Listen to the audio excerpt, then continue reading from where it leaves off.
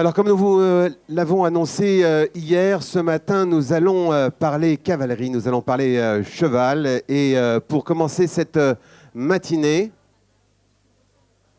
on est un peu dissipé le matin. Pour commencer cette matinée, d'abord, merci à tous, parce que hier, très sincèrement, on s'est dit jamais on arrivera à les avoir tous à 8h30.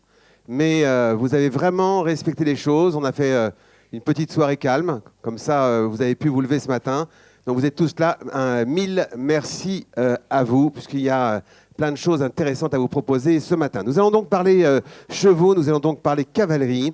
Et pour ce faire, nous allons appeler sur la scène pour cette première table ronde Marine Vincendo, qui est présidente du comité cheval et dirigeante des écuries du Clos.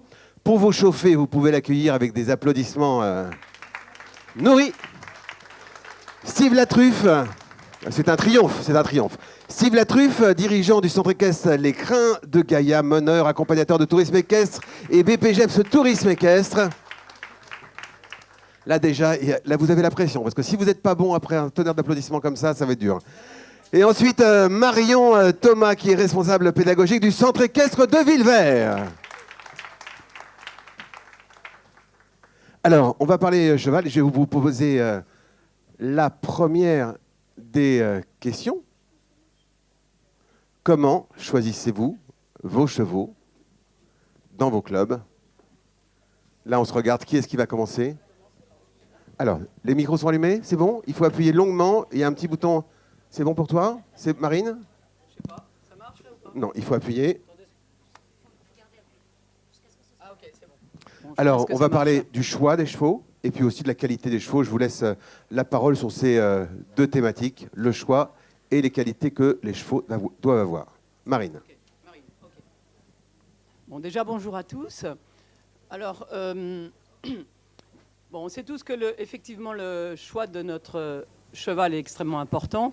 Alors, de mon côté, enfin de notre côté, parce qu'on est toute une équipe aux écuries du Clos, on choisit déjà un cheval généralement ensemble, parce que c'est important que le moniteur aime son cheval et ait envie de travailler avec lui.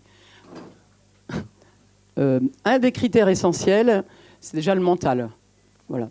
Il faut que le cheval soit calme, gentil, et qu'il ait un vrai mental, parce qu'il va être quand même sollicité par plein de gens. Donc il faut déjà qu'il soit heureux et calme dans la vie pour pouvoir rendre les gens heureux. Après, on tient énormément compte aussi de son équilibre. Il faut qu'il ait de l'équilibre. Si en plus il faut qu'on passe beaucoup de temps à le rééquilibrer, autant le prendre naturellement avec un bon équilibre. Et puis un autre critère qui va être important également, ça va être son physique. Il faut que le cheval soit quand même solide, qu'il puisse travailler, faire ses heures, et en étant heureux et en bonne santé. Marion, ou comme vous voulez. Bonjour à tous. En effet, je rejoins tout à fait Marine sur le sujet. Quelles que soient nos structures, on cherche tous globalement la même chose, c'est-à-dire des chevaux qui ont un mental relativement posé, que ce soit pour faire du loisir ou même de la petite compétition, puisqu'on doit pouvoir proposer diverses activités dans nos clubs. Donc le mental, en effet, pour moi, c'est également le premier critère. Et en effet, le deuxième, le physique, puisqu'on doit avoir des chevaux qui puissent tenir la route dans la durée et qu'on ne soit pas non plus obligé d'appeler toujours le vétérinaire ou d'avoir des problèmes de santé. Et puis on sait que voilà, on doit pouvoir aussi accueillir toutes sortes de cavaliers au niveau aussi gabarit. Donc si on a des chevaux un petit peu trop fragiles dans les membres ou dans le dos, on va vite avoir des difficultés. Bon, bah, beaucoup de choses ont déjà été dites. C'est vrai que quand on se lance après dans l'achat et trouver notre cavalerie, on ne va plus penser pour nous, particulièrement à nos préférences. Il faut réussir vraiment à se transposer déjà sur les capacités des moniteurs en poste, si on a des moniteurs, ou nos capacités à nous pour que le cheval soit fonctionnel assez rapidement et que ça puisse convenir à tout le monde. Bien sûr, il y a le démarrage de l'activité. Quand on démarre une activité, on n'est pas forcément toujours doté de tout le choix économique et le choix dans toute la cavalerie autour de chez nous pour pouvoir s'équiper. Donc au début, moi j'en ai fait un petit peu l'expérience, hein, c'est de démarrer avec des chevaux qui ne sont pas d'élevage, des chevaux de deuxième main, on va dire, voire de troisième main. Donc on se rend compte d'autant plus après, on va en parler par la suite, que c'est forcément peut-être des lacunes, des risques de problèmes, de traumas qu'on aura un petit peu du mal à faire passer. Donc attention dès le début à consacrer, et ça on ne nous le répète pas assez en formation je pense, de consacrer le budget, le temps à la recherche du bon équidé. On peut dire qu'il y a 3 sources pour les chevaux. Des chevaux qui sont déjà faits, qu'on va acheter et qui sont utilisables tout de suite. Des chevaux qu'on élève ou des chevaux qu'on achète jeunes pour les mettre à sa main. Vous confirmez ? Et la deuxième question que je vous poserai, c'est, d'après vous, pour un public adulte, quelles sont les attentes de ce public adulte par rapport à un cheval? Qu'est-ce qui le rassure? Qu'est-ce qui lui plaît? Qu'est-ce qu'il cherche comme qualité chez le cheval qui va monter? Ok. Effectivement, il y a plusieurs choix. Comme dit Steve, j'aime bien l'expression première main, deuxième main, voire 10e main. Je pense que tous, avec l'expérience, on sait que c'est pas forcément le meilleur choix. Alors, c'est pas forcément le meilleur choix, mais on n'a pas toujours le choix non plus. Il faut être réaliste. Ceux qui ont la chance de pouvoir élever, l'expérience prouve que quand nous élevons nos chevaux, on arrive à avoir des chevaux qui sont faits à notre main, qui sont calmes si la sélection a été bien faite, qu'on prend le temps de former. Ça, vraiment, avec l'expérience, on voit que ça va être les chevaux qui vont durer le plus longtemps, qui vont être le plus appréciés, puis en plus qu'on aime beaucoup, puisque de toute façon, on a toute une histoire avec. Et il n'y a pas que nous, les élèves aussi ont toute une histoire avec. Bon, ça a un coût économique, bien évidemment.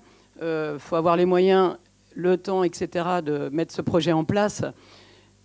Mais c'est un choix qui est très agréable et qui, au bout de quelques années, forcément, est plus rentable, entre guillemets, que d'acheter un cheval qui a déjà été fait.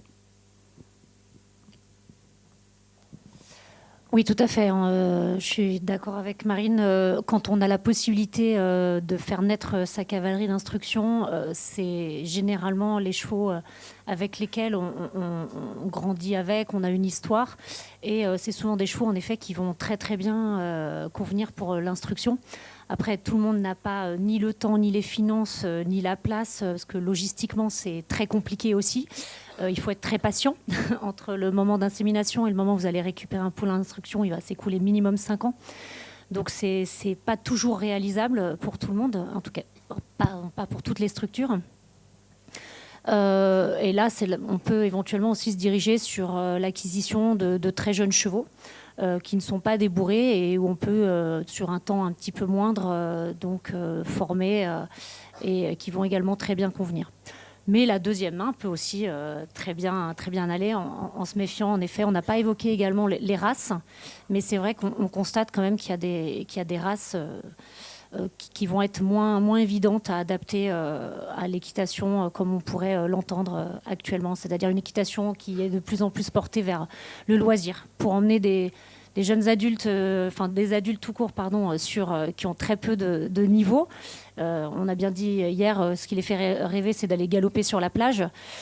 Voilà, pour emmener un groupe de 10 adultes galoper sur la plage, ça peut être moins évident avec des réformés que... Ça fait peur. Voilà, ça peut faire peur. Voilà. Marion, toi, c'est plutôt les deux options, c'est plutôt jeune cheval et cheval d'expérience déjà, donc deuxième main, même si c'est un peu réducteur. Steve, il me semble que toi, tu fais naître tes chevaux.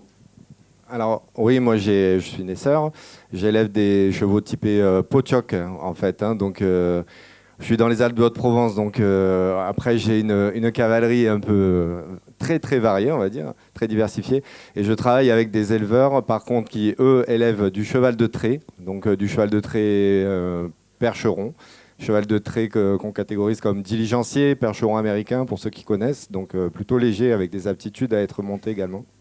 Et là par contre, je ne les élève pas, je les prends à l'âge de 2 ans, à partir de 2 ans, 3 ans, déjà pour des facilités au débourrage. Ils sont quand même, le cheval de trait, moi je le compare à un gros Shetland de 800 kg. Et donc pour le débourrage, ça aide de les prendre assez jeunes quand ils ne sont pas encore dans tous leurs moyens. Et puis pour apprendre encore plus vite et mieux. Donc cette solution-là, je l'ai trouvée avec un partenariat avec un éleveur. qui me confie donc ses chevaux pour la valorisation. Et donc il y a des arrangements qui me permettent de pas toujours investir dans la cavalerie. Donc ça, c'est des arrangements à trouver aussi avec les éleveurs quand on n'est pas en capacité de faire naître chez soi. Alors le podium des 3 qualités qu'un adulte aimerait avoir chez le cheval qui monte. Qu'est-ce qu'il attend l'adulte? Un cheval tranquille à monter, assez calme, avec des réactions maîtrisées. Et puis également, on l'a vu hier, l'adulte est aussi très en recherche de cette partie à pied, donc la connexion avec le cheval. Et c'est vrai que quand on a des chevaux qui ne sont pas très sympas à pied dans le box, ça peut être le premier frein. Parce que c'est vrai qu'un cheval, c'est impressionnant pour les néophytes. Ça fait 2. Pardon. Et la 3e? Oui. Je pensais que c'était mes collègues qui allaient répondre. Mais chacun a son podium et il en manque 3. Je reviens vers toi pour la 3e. Marine, le podium. Le podium des 3 qualités, le calme, déjà, le calme quand le cavalier adulte vient, dès qu'il aborde le cheval, si déjà le cheval est mal aimable, c'est comme la personne qui accueille. Si c'est mal aimable, ça ne donne pas envie de venir. Et en plus, là, l'adulte craint le cheval. Beaucoup sont quand même un petit peu, on le sait bien, un peu prudents. Donc déjà, l'aspect jovial et convivial du cheval, donc le calme du cheval. Et après, quand il monte dessus, eh bien, écoutez, je vais insister, mais l'équilibre, toujours important, qu'ils ne se sentent pas, puis la facilité à le diriger. Toi aussi, tu fais que 2? Oui, parce que c'est Steve. C'est un podium de 2 places, ok, d'accord. Ouais. Nous, on n'aime pas le 3e. Nous, on aime Je reviens bien vers vous, Steve. médaille d'or ou médaille d'argent chez nous. Si je peux me permettre, Steve, je te rappelle qu'un podium, c'est 3 places. On va essayer. Donc moi, je dirais, pour ne pas redire ce qui a été dit, la polyvalence de l'équidé dans nos petites structures. En tout cas, moi, j'ai 130 licenciés, donc avec un grand panel d'activités. Donc c'est la polyvalence. L'adaptabilité, c'est pas la même chose que la polyvalence, c'est-à-dire que nos chevaux sont confrontés à tout type d'environnement, de public. Donc c'est pas seulement être polyvalent sur les activités, mais c'est aussi d'être adaptable.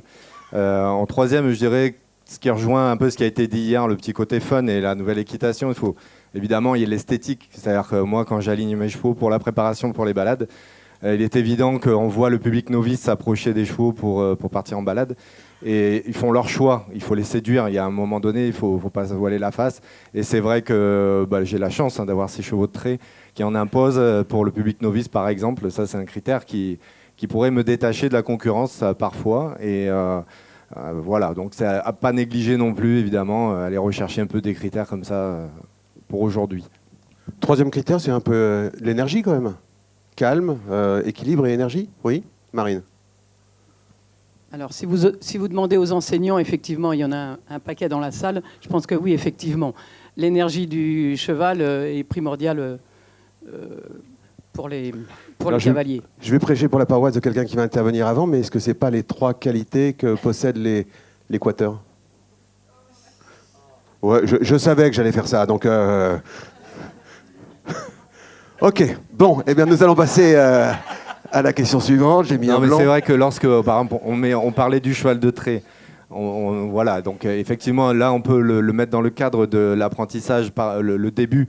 Donc l'initiation, c'est formidable, des allures souples, un dos porteur assez large qui pardonne beaucoup de choses, un emploi sur la voltige, par exemple. Après, c'est vrai qu'en mise en carrière avec des cavaliers qui demandent un peu plus, évidemment, s'il n'y a pas l'énergie derrière et le contrôle, évidemment, qui s'associe toujours à l'énergie, c'est évident que ça ne va pas matcher parce que les adultes, ils vont se décourager. Ils ne vont pas réussir à employer vraiment le cheval comme ils souhaiteraient. Et là, après, on peut partir sur des races comme le demi-trait, etc. Alors, petite question, si vous voulez réagir sur le quater après, si vous voulez, vous pouvez.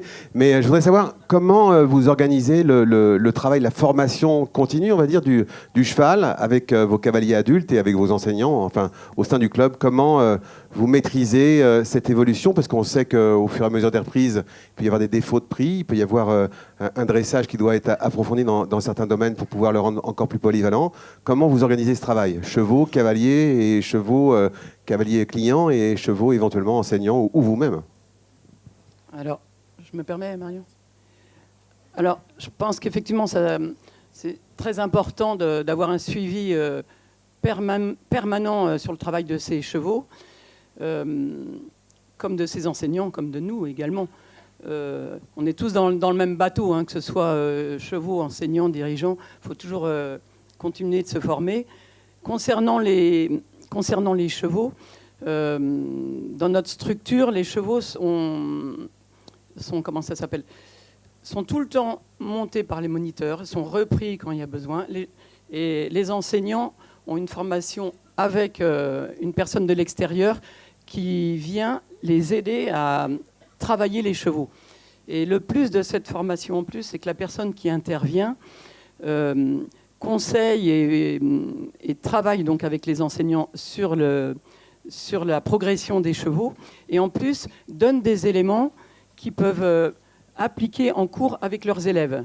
Ce qui permet de même faire travailler des cavaliers sur les jeunes chevaux, des clients, enfin des élèves, on n'a pas de clients, on a des élèves. Donc ça permet aussi de donner des informations pour progresser en tant qu'enseignant, en tant que cavalier, et aussi des informations pédagogiques qui nous permettent de nous aider à faire ce suivi du travail des chevaux.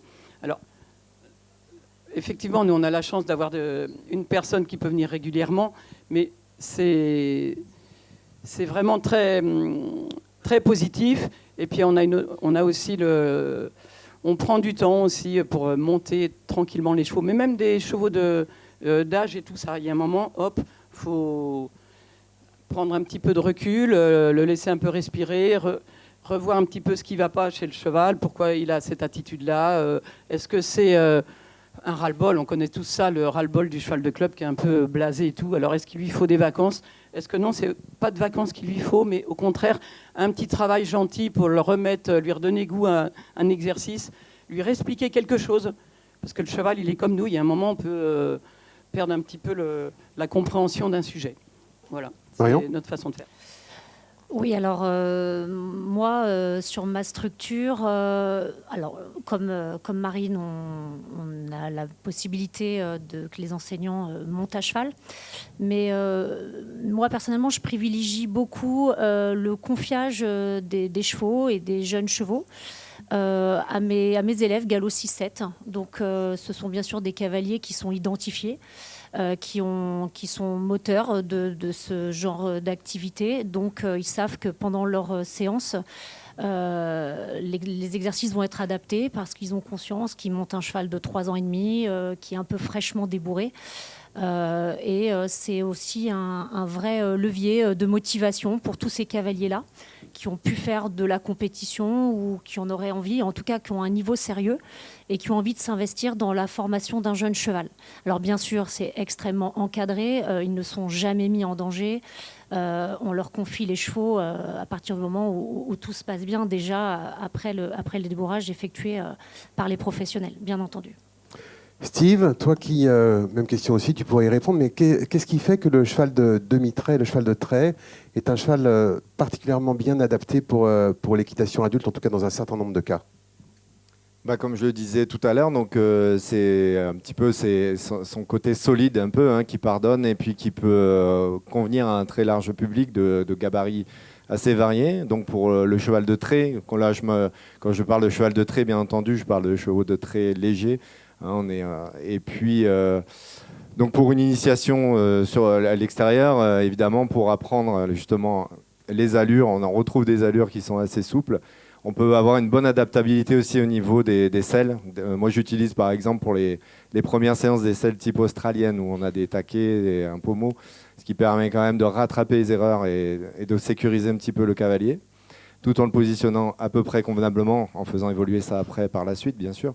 Et après, sur le cheval demi-trait, c'est le bon compromis. C'est là où, là vraiment, on est dans le vif du sujet. C'est un petit peu tout ce que tout le monde recherche. Le cheval porteur, le cheval dans l'énergie, le cheval qui a des aptitudes même à l'obstacle, certainement pas au-delà d'1 mètre, mais on a les races type Franche-Montagne, Irish Cob et autres, donc vous connaissez tous, et les croisements possibles. Alors attention avec les croisements, bien entendu, hein, parce que quand on met du show sur des chevaux assez costauds, et donc ça s'accompagne énormément de précautions et de niveau de dressage et de réponse pour les confier ensuite. Donc voilà, après, des chevaux qui ne sont pas forcément compliqués à entretenir plus qu'un selle français ou un pur sang, hein. Donc moi, dans ma structure, en fait, c'est ce que je recherche le plus aujourd'hui et qui convient le mieux. Réaction sur les mitrets. Tu es Marion, tu as des demi-traits ou des traits? Si, tu en as acheté un, je crois. Ouais. Pourquoi?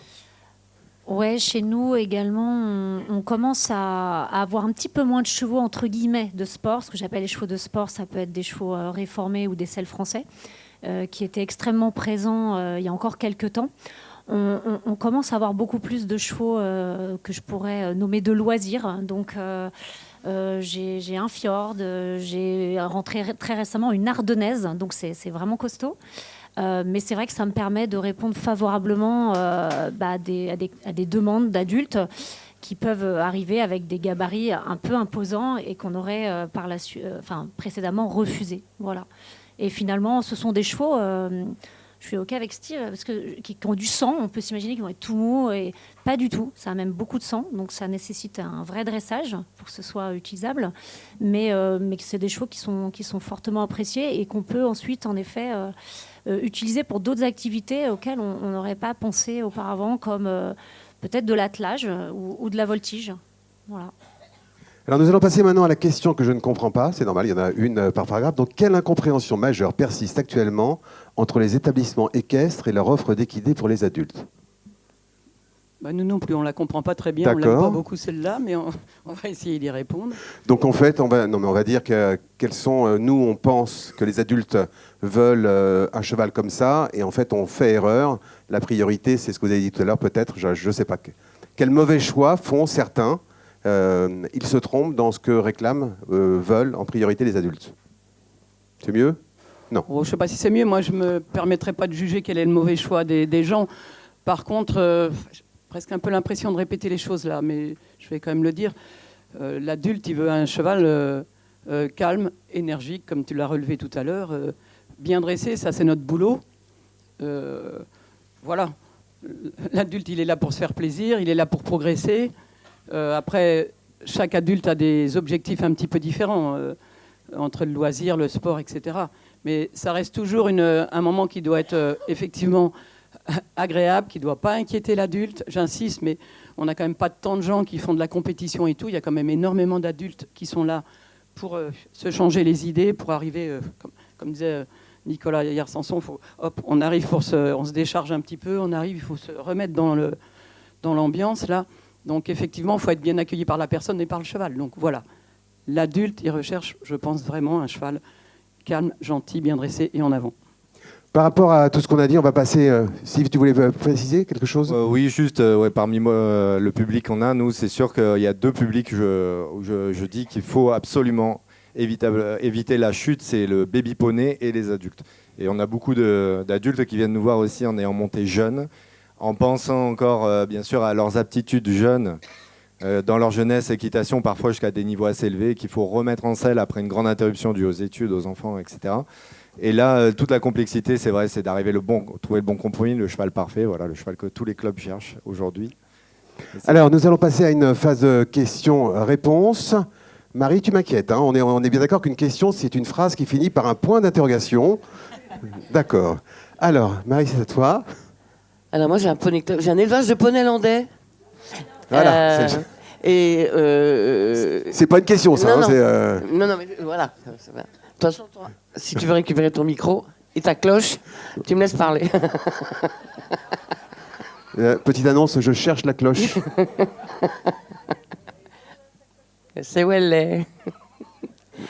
Donc, ma question, moi, les gens, quand ils arrivent au Poney Club, les parents, ils approchent des poneys et disent « Ah, moi, c'est un comme ça qu'il me faudrait ». Donc, je pense très souvent que la première crainte qu'ils ont, c'est la taille. Ils sont intimidés par la taille des chevaux. Est-ce la réalité de tout le monde, point d'interrogation?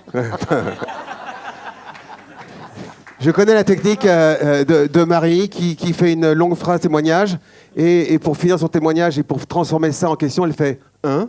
ouais. Donc alors, hein? Oui, je suis tout... Non. Merci Marion, c'était... le oui suffira à Marie. Ouais, moi qui m'occupe de l'accueil, en effet, c'est souvent une des préoccupations. C'est pas la première, mais ça en fait partie. La première, c'est souvent comment vivent vos chevaux, est-ce qu'ils sont gentils, est-ce que je vais tomber, est-ce qu'ils vont pas trop vite, etc. Mais ça m'arrive aussi moi, j'en veux pas un trop grand. Voilà. Donc oui, tout à fait. Donc en effet, c'est pour ça qu'avoir des chevaux porteurs et qui vont être pas forcément très grands, 1m55, je pense que c'est bien, 60 grand max. C'est vrai qu'au-delà d'1m60, ça commence à être impressionnant. Une autre question. Ici. Elle va démarrer comme elle a commencé, c'est-à-dire est-ce que je suis la seule dans le cas suivant? C'est-à-dire absolument pas ce que vous décrivez là. On a pourtant 50% de notre clientèle adulte, des gens qui viennent à l'improviste, qui viennent au bureau, parce qu'on a Charlotte ici qui fait l'accueil sur des grandes parties voilà, dans la semaine. Bref, jamais on en parle de taille. Jamais on nous demande s'ils sont gentils. En fait, les gens, ils ont besoin d'une mission souvent avec le cheval. Alors après, nous, on vend la relation cheval, plus que le cheval outil pour du sport, en fait. C'est peut-être ça peut-être aussi la différence, je sais pas. Mais les gens, ils ont besoin, en fait... Nous, on a des chevaux cassés. Alors, c'est pareil, dans le choix des chevaux qu'on a, c'est pas du tout ce que vous décrivez. C'est plutôt l'occasion, un cheval deuxième, troisième main, un peu cassé mentalement, voire physiquement, etc. On va les acheter beaucoup moins cher. On va mettre plus de véto, c'est sûr, du coup. Mais du coup, les adultes, ils trouvent une mission dans chaque cheval, c'est-à-dire celui-là, lui demander de recréer un lien avec l'humain et de faire en sorte que le cheval retrouve un côté agréable à ça.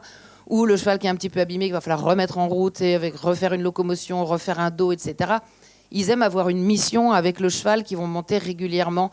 Ils ont besoin de créer un lien. Ça passe souvent sur une DP ensuite. Enfin voilà, c'est vrai que du coup, je ne me retrouve pas du tout dans notre clientèle, dans les gens qui viennent nous voir. On est sur une métropole qui n'est pas énorme, on est à côté de Rennes, enfin, on est vraiment au bord de Rennes. Voilà. Est-ce que je suis la seule ou est-ce qu'il y a vraiment deux types de clientèle adulte? Est-ce que... Enfin voilà, parce que je me dis, mince, vous êtes trois, je ne me retrouve pas du tout là-dedans, qu'est-ce qui se passe? La question est, est-ce que vous ne vous êtes pas trompé? Non, c'est pas du tout ça. Ah pardon, excusez-moi. Je ne suis pas en train de dire qu'ils ont dit n'importe Donc quoi, la ils sont question trois à est, dire le contraire. est-ce la seule? Ouais. Moi, je veux bien répondre à ça. Déjà, c'est très bien que tout le monde ne fasse pas la même chose, heureusement. C'est ce qui rend les choses agréables. Je pense qu'on a tous quand même des chevaux des repris de justice, comme on dit, et qu'on a envie de remettre. On aime les chevaux, donc forcément, il y a forcément dans nos écuries des chevaux comme tu décris. Après, que des chevaux comme ça, bon, tant mieux pour eux, c'est bien, il en faut. Et puis que les gens aient envie d'une mission et envie d'un contact avec le cheval, oui. Mais la mission, elle peut être aussi sur un cheval qui a une éducation, entre guillemets, plutôt heureuse et normale, quoi. Mais le côté où les gens veulent une mission, veulent un lien avec le cheval, quelle que soit l'histoire du cheval, il n'a pas besoin d'avoir été, entre guillemets, maltraité, entre guillemets, ou une vie pas très sympathique avant. Puis en disant ça, tout le monde va vous proposer des chevaux à acheter. Hein, Marion, tu as dans tes écuries pas mal de chevaux de sang pour le sport, si je ne me trompe pas. Oui. Est-ce que c'est sans doute un avantage pour des cavaliers qui veulent aller en compétition, mais est-ce que c'est pas un inconvénient par rapport au public adulte qui arrive et qui veut surtout pas de chute et faire une équitation entre guillemets calme? Alors en effet, on a quelques réformés, comme j'imagine certains parmi vous. J'ai aussi des chevaux qu'on peut qualifier de sport, de type sel français. Après, j'ai jamais de foufou. Et on fait du sport, on sort jusqu'en indice 1 club. Donc je ne sais pas si c'est vraiment des chevaux de sport. Voilà, donc dans tous les cas, tous les chevaux, ou presque, à part 2 ou 3, sont capables de porter un adulte. Ce n'est pas ma cloche. J'ai cru. Je la cherche toujours, mais ce n'est pas ma cloche, c'est un téléphone. Une autre question. Alors une question toute... monsieur, là, le micro, elle est où Zoé? Tout au fond là-bas, Emmanuel Feltes.